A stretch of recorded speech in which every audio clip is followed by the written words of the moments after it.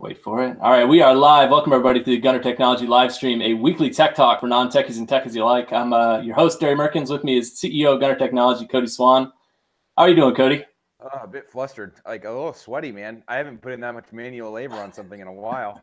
That was a lot of work getting that set up. Tighten that camera down, man.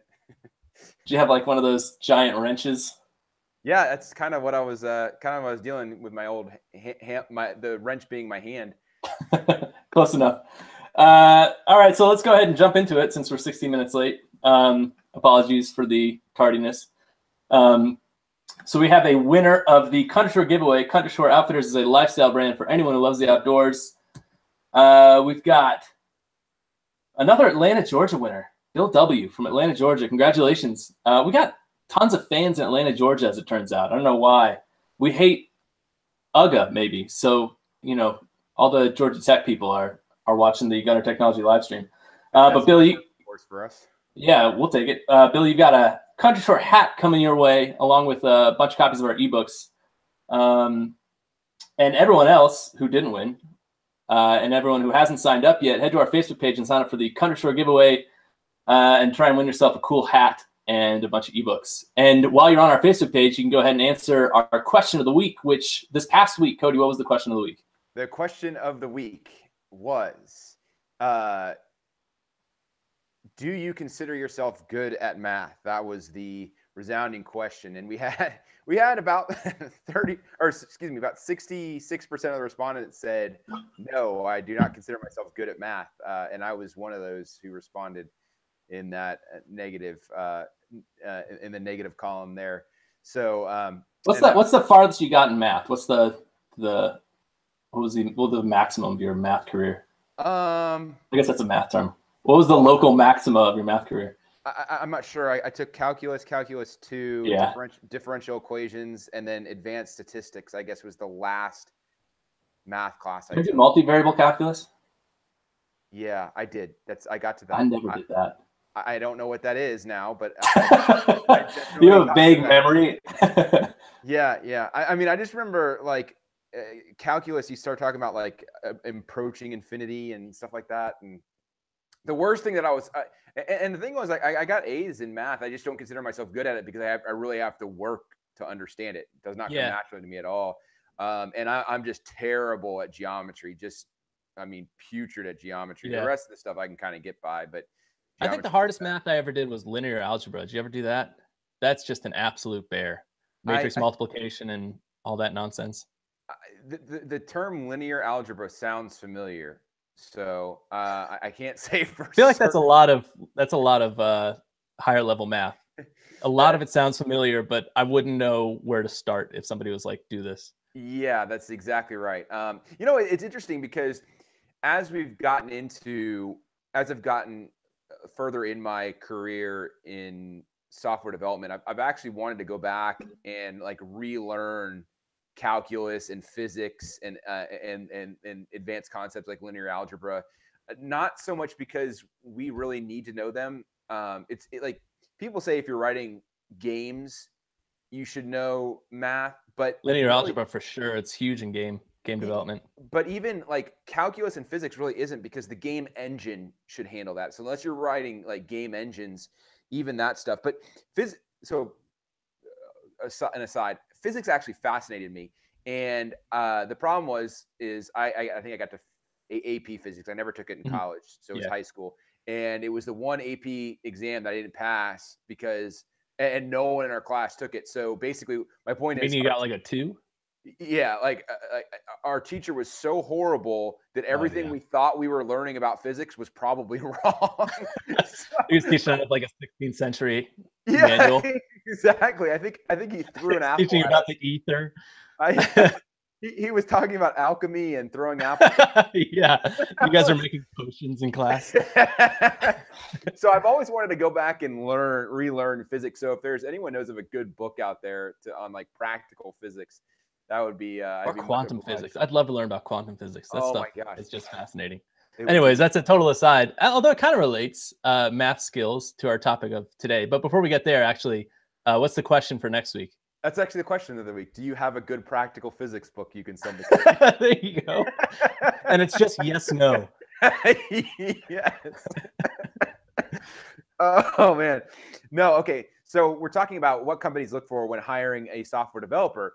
And so the question of the week originally was going to be, what are you looking for when you hire someone? When you hire someone, however, we don't have the ability to fill in the blank type things. So what the question of the week is going to be, and I'm going to put in a number of options. I'll do it on Twitter. Is what is the most of this list? What is the most important attribute when hiring someone? And it's going to be intelligence, Grit, willpower, resilience, something like that. Yeah, grit, creativity, work ethic, and creativity. There you go. There's the 4. That's what we'll go with. Ability to function as a team member might be a good one too. Oh yeah, communication skills is another one. The list is growing, which is actually the perfect segue to today's topic or today's question, which is, what do you look for when you're hiring a software developer? And we sort of touched on half a dozen things already, but dive in wherever you want. Yeah, I would say problem solving is the biggest thing that you look for when hiring a software developer, and it kind of touches on a lot of the things that we talked about. But that's really what software development comes down to. There is a creative aspect of it if you are working on your own projects. Like you actually have to be able to conceptualize something. But most of the time, you're given a problem and you're asked to come up with a solution for it. And not only that, when we talk about dealing with the government jobs, and we talked about this in a previous episode, the difference between RFQs, RFIs, and RFPs. Well, RFIs are kind of like, hey, we don't know what we need. Can you guys just kind of tell us what's out there? RFP is like, here's our problem. You guys propose solutions.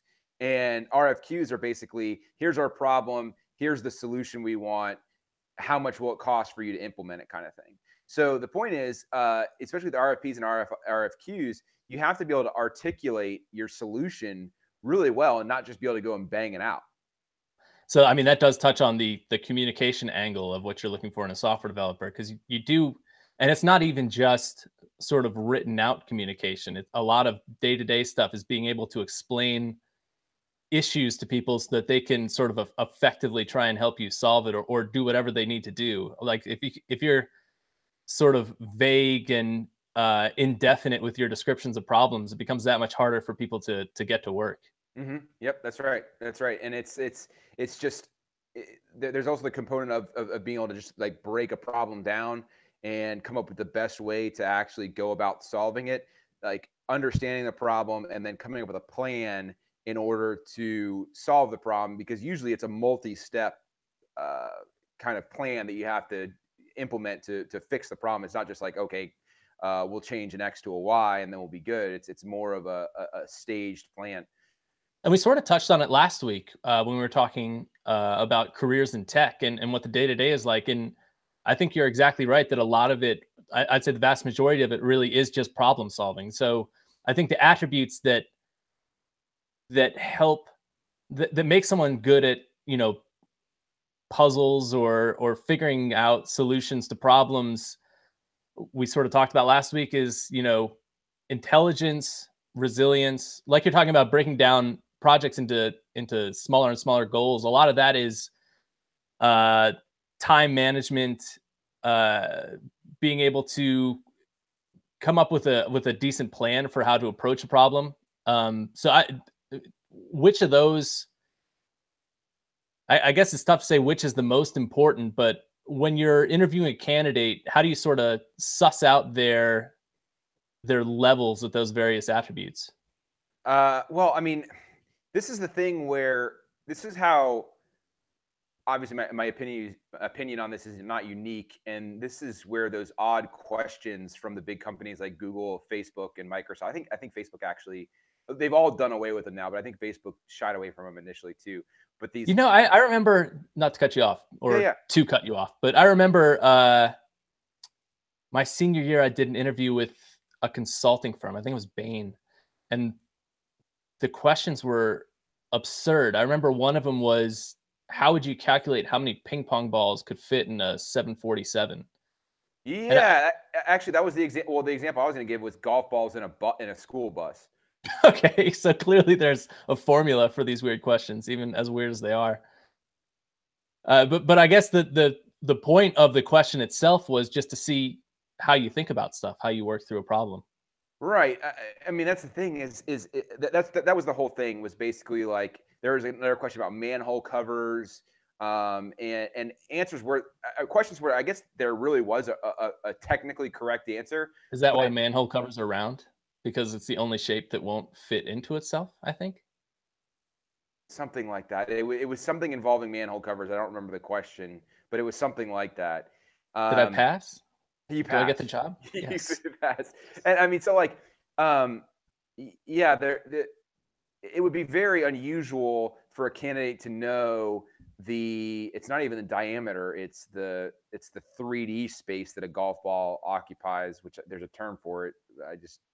The topography of a golf ball? The area. The volume of a golf ball? Yeah. Yeah, it's like the volume, but it's like the area that a golf ball occupies. And then knowing the average size, it's the area of the golf ball and the volume of the school bus, and then being able to calculate how much of the area would fit in the volume of that school bus.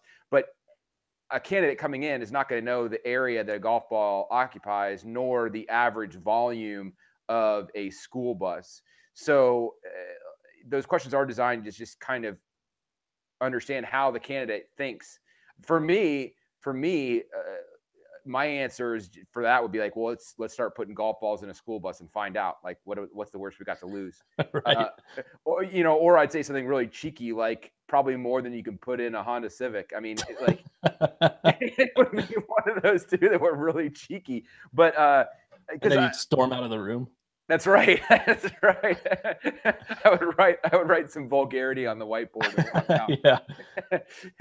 I do remember. Yeah, I remember when I interviewed with YouTube, that was more a practical problem. That was a software problem. And how would you go about solving this? How would you go about determining where the bugs are? Where do you think the bugs are? How would you go about testing it? Sort of like a talk through solution, which I guess is more of a hands-on approach and more applicable to the job itself. But I think probably accomplishes the same goal, which is seeing how much you know already, seeing how you approach a problem, how you break it down, how you're able to sort of see the trees in the forest kind of thing. And then I guess communication skills, how you're able to actually talk about what you're doing.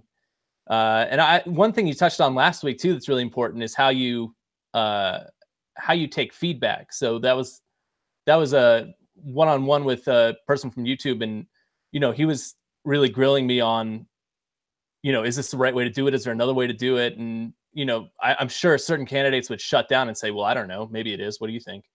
yeah. It's weird because I never experienced those questions. I interviewed, but I haven't interviewed for that many software jobs. Out of college, it was Rocky Mountain News, ESPN, New York Times, and one other one.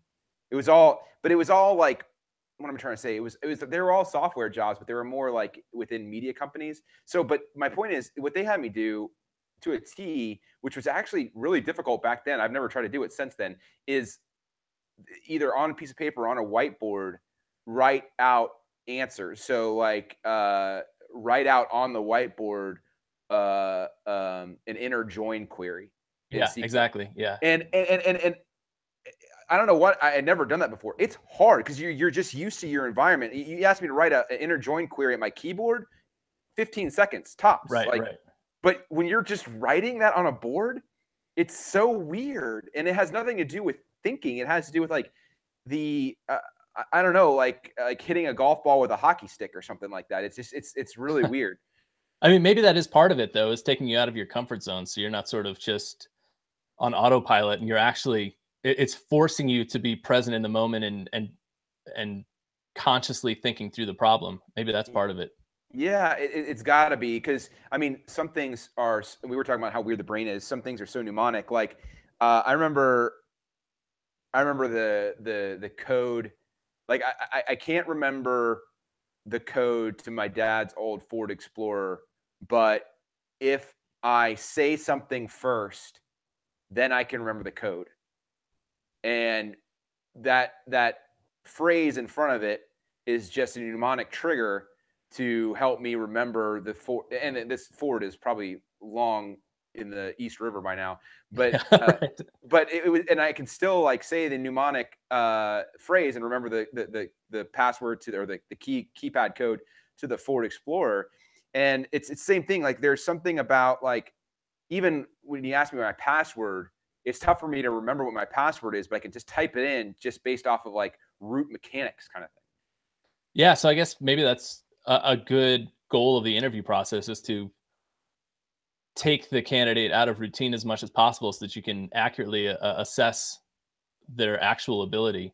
Which I mean, to get back to the point at hand, I mean, I think I would honestly say that the overwhelmingly most important ability for a software developer to have is willpower, grit, or resilience, and just the ability to stick with the problem and to not give up, because so much of the day to day is sticking with something and not giving up until it's done. And the tricky thing about software development is you have no idea sometimes how long it's going to take until it gets done. You sit down to your computer and you're like, no, this is a easy little bug. I'll just bang this out in half an hour. And then it's like 7.5 hours later, and you've tried 35 different things and you're about to throw your computer out the window. But you have to stick with it, because Yeah. you never know how close you are sometimes too. That's the other thing. So some sort of stick to itiveness is of the utmost importance in software development. Yeah. I mean, that's problem solving and persistence. The two P's are The two peas in a pod of software development. And I was kind of like laughing to myself. I was like, maybe we could have our candidates write out a SQL query on a whiteboard while being waterboarded. see how well they do. To really take them out of their comfort zone. I mean, just totally take them out of their comfort zone. And I guess I'm thinking to like the Social Network, the movie, when they were doing, I don't know if this was accurate to what Facebook actually did to find the developers at Harvard, but it was like they just had them constantly doing shots while they were trying to, Oh yeah, I think that's it was right. some network hack or something like that. And whoever finished it fastest got the job at Facebook. That's right. I do remember that. And it was like a huge party scene. There were like hundreds of people in there cheering on, and it was like loud and noisy, and they're blasting an air horn. So maybe you're not far off. Yeah. I don't know that we need to torture candidates, but maybe we do. But yeah, I'm just trying to think of like a third P, and we can really kind of like put our mark on this, like intelligence, persistence, and problem solving. Yeah. There we go. What does the P stand for? If you're out there looking, what do you think it stands for? Yeah, exactly. And that's our lead into like the interview process. So in order to work at Gunner Technology, you need to master the three P's: intelligence, problem solving, and persistence. What's the first one? I don't know. What do you think it means? Here's a whiteboard. Write down what you think it means. But what advice would you give to people looking to get into software development to develop the three P's of persistence, problem solving, and intelligence? Well, so what I always say is, what I always say to people is, you need like a survey of programming, right? Like there's some good books for any subject just to get started with programming. And generally, if you're getting started with programming, the books I would recommend, would be like HTML, CSS, and JavaScript based. And I mean, basic stuff. And do you think that's largely because everything's going web-based at this point? Yeah. Largely web-based, specifically JavaScript-based. But after you have a survey knowledge of it, then just think of a problem. Just come up with your own problem, or ask someone else for a problem, and then figure out how to solve it. And don't stop until you figure out how to solve it. Like, I don't care if you're working another job. I don't care if you have a kid. Like, figure out how to solve that problem. No excuse. Find a problem, figure out how to fix it, because that's really what this boils down to. And the best software developers, they get really good because they've seen a lot of different problems, and they start noticing commonalities in problems, and so don't have to relearn everything every time to solve a problem because they have that knowledge from a previous problem. It may not be the exact same problem, but there are carryovers from problem to problem that you can apply across kind of situations. So would you say experience is one of the main things you look for when you're hiring a software developer? Yeah, and it's for sure absolutely experience, and that's like a caution flag almost, because we've talked about this on the show before. You see also a lot of software engineers, software developers who their experience becomes almost like a crutch. Not so much a crutch, but like the tool to do everything. So like it becomes, well, this is how we fix this problem. So this is how we're going to fix every problem, kind of thing. They kind of They're get sort of stuck. locked into solutions. Yeah, exactly. They get locked into either a specific tool or a specific paradigm, and they're going to use that to solve every problem, come hell or high water. And it's really they stop learning is what they do. They stop learning. Which is it's another attribute I think you would look for in a good software developer, is the ability to continually learn, especially in the landscape today where, stuff changes monthly, it seems like. Yeah, what would you call that? Like curiosity? Yeah, that's a good word for it. Or or just the desire to constantly learn.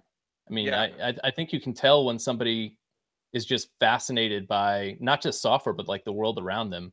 Like, you want to learn about physics for no reason other than you're interested in physics. You know what's crazy? And I was thinking about this when I was shooting off you that email about like learning material. I was thinking about this, like JavaScript and HTML and CSS is definitely where everything is going. There's no question about that. Anyone who says differently is just kind of off the rocker. Yeah, banging their head in the sand. But like when I'm saying, when I say take a survey, that's how I got started, right? Except for me, it was PHP, HTML, CSS, and JavaScript, and a little bit of MySQL. It's basically the LAMP stack. But like it was straightforward. Now, man, you got to be careful going JavaScript because you're going to get pulled off into like Grunt, Babel, Webpack, Jest, React, Angular. Like there's so many different like tools of the month, like you said, and it's like you got to be careful because, like, for example, I spent a couple of weeks learning Yeoman, which was obsolete by the time I learned it. I mean, and it was the rage, man. It was the rage. So you just got to be careful to kind of. It's like weird. You don't want to be the very earliest adopters in software development. You kind of want to wait until one of the big companies kind of throws their weight behind something, and not only a company, but like it has both open source and large company backing, so you can be safe that what you're learning is going to be applicable in a year. Yeah, and JavaScript is a language that is obsessed with the new hotness. Just as a language itself, it is overjoyed when something new comes out, and everybody bandwagons on it and then abandons it like a month later. Well, and that's because traditional engineers that are coming from a Java background, a C++ background, a C# background, they hate how JavaScript was conceptualized. They hate it. They hate the language JavaScript. They hate the mechanics of it. So everyone is obsessed with making JavaScript something it isn't, which is kind of like a good learning point. Is like, if the new hotness is trying to make the core technology something it wasn't intended to be, it probably won't be around for a while because it's just a crutch. Instead of learning the mechanics of the language, they're trying to change the language to be something it was not intended to be. It actually relates to a question we got on Periscope, which is there anything else we should learn beyond HTML, CSS, and JavaScript? And I guess as an add-on to that question, what parts of JavaScript should someone learn? Yeah, I mean, the thing is we kind of hedge our bets by saying JavaScript, because now in JavaScript you can write mobile apps, Android and iOS. Like on top of that, it's not enough to know how to write a mobile app, which you can do in JavaScript. You have to understand the platforms on which these apps are developed, even though you're not going to be messing with them as much. So tools that you'll definitely want to know are like Android Studio, which is the tool for publishing Android applications, and Xcode, which is the tool for publishing iOS applications. And so even that though, and I was reading something the other day that now finally mobile Safari is going to start supporting PWAs. And PWAs are basically web apps that run on your phone. And so basically what they found is that 90% of usage on between applications that are installed on your phone, 90% comes from 3 applications. So generally what they found is people have a bunch of applications on their phone, but they only ever use like 3 of those most time. And then, they'll open Fandango just to book a movie ticket really quickly, which makes no sense because that's what the web is for, is just booking a ticket really quickly. You don't need a separate application to do that. Anyway, the reason is because Google for a long time, and even Microsoft, have supported a lot of these functionalities inside the web browser that only these applications have supported. Well, now Apple's finally coming around to allowing that in Safari. Of course, they don't want to allow it in Safari because they want to be the gatekeepers where all this stuff has to go through their app store. That would sort of be the death of the App Store in a large. It would be. It would be, and I think they're going to be. I think their hands going to be forced. However, as you've seen, at least I've seen, is that most applications, aside even games at this point, are free, and then there's subscription fees added on. Like software is going that monthly subscription, yearly subscription, not like a one-time cost.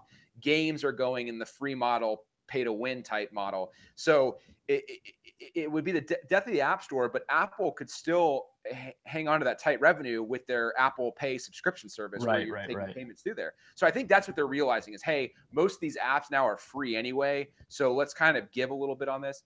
Point is, in the short term, if you're writing a consumer application, like I talked about this before, people don't use laptops anymore unless they're at work. They don't use laptops anymore. They're on their phone. That's what they're on.